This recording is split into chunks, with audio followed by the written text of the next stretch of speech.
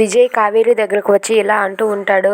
మేము ఈ జిల్లాలో ఉన్న పీటీ టీచర్లందరినీ కూడా కలెక్ట్ చేసుకొని ఒక మీటింగ్ ఏర్పాటు చేస్తున్నాం. మిమ్మల్ని కూడా ఆహ్వానిస్తున్నాం. అందుకే మీరు కూడా ఖచ్చితంగా రావాలని చెప్పి విజయ్ పీటీ టీచర్ ఉషాతో అంటాడు. అది వినగానే తనైతే సరే అని చెప్పి అంటూ ఉంటుంది.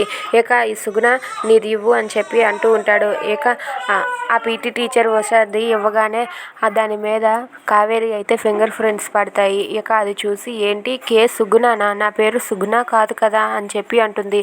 నా పేరు ఉషా అని చెప్పి అంటుంది. హో ఏంటి సుగుణ నీది ఇచ్చేసావా అని చెప్పి మళ్ళీ ఆ కార్డుని వెనక్కి తీసేసుకుంటారు. వెనక్కి తీసుకోగానే ఆ ఫింగర్ ప్రింట్స్ ఏవి కూడా జరగకుండా జాగ్రత్తగా ఆ సుగుణ అయితే దాస్తుంది. అది చూసి అక్కడ ఉన్న విజయ్ అయితే దొరికావు కదా, ఇప్పుడు చూడు నువ్వు అసలైన కావేరి అని బయట పెడతానని చెప్పి ఆ ఏసీపీ విజయ్ అనుకుంటూ ఉంటాడు. ఇక ఆ సుగుణ అయితే ఆ ఫింగర్ ప్రింట్స్ అలా తీసి అలా తన పర్సులో పెట్టేస్తుంది.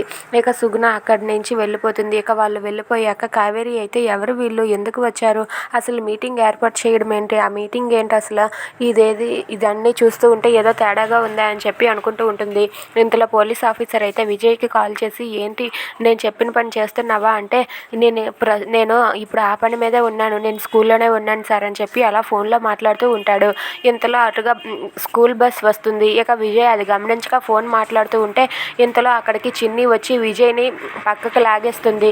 అది చూసి విజయ్ ఒక్కసారిగా షాక్ అయిపోతాడు. ఏంటి ఈ అమ్మాయి నన్ను కాపాడిందా అని చెప్పి అనుకుంటూ ఉంటాడు. ఇక చిన్ని అయితే ఏంటి అంకుల్ ఇది చూసుకోవాలి కదా, బస్సు వస్తుంది కదా అని చెప్పి చిన్ని సడన్గా లాగేస్తుంది. లాగేయగానే విజయ్ జోబులో ఉన్న గన్ అయితే బయటపడుతుంది. అది చూసి అక్కడ ఉన్న కావేరి ఒక్కసారిగా షాక్ అయ్యి అలా ఉండిపోతుంది. If you like this video please like, share and subscribe.